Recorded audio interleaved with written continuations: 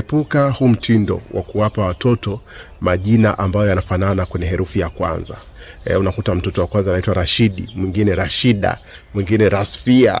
Majina kama hayo epuka sana. Jina linabeba destiny ya mtoto, hasa kwa herufi ya kwanza. Kwa hiyo unapowapa majina watoto wako kwa kufananisha herufi ya kwanza, maana yake wanapata mkosi au bahati inayofanana. Utakuta watoto wako wote mateja, watoto wako wote wezi, watoto wako wote wanapenda kitu kimoja. Mpe mtoto jina tofauti. Kama unataka kufananisha, fananisha herufi ya mwisho.